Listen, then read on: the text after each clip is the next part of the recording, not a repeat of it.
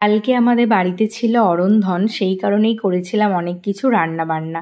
আমি তো তোমাদের সাথে গতকাল রাতেই অনেক কিছু খাবারের ছবি শেয়ার করেছিলাম।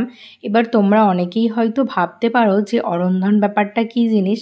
আসলে আমাদের এখানে এই অরন্ধন বলে ব্যাপারটা আছে, যে বিষয়টা আমিও আগে জানতাম না। এখানে আসার পরেই জানতে পেরেছিলাম অরন্ধন নাকি ওই যে কালকে এক ধরন মনসা পুজো ছিল, তো সেই উপলক্ষেই বেলাতে বাড়িতে মনসা পুজো করতে হয় এবং রাতে যে যত রকম রান্নাবান্না করতে পারে, মানে এক কথায় ইচ্ছা মতো অনেক রকম রান্নাবান্না করা যায়। আর একটা ব্যাপার, যেটা কালকের দিনে বাড়িতে নাকি ভাত বসাতে নেই, মানে ভাত রান্না করতে হয় না, আর রাতে কিন্তু নিরামিষ খাবারই করতে হয়, যতটা আমি শুনেছি বা জানি।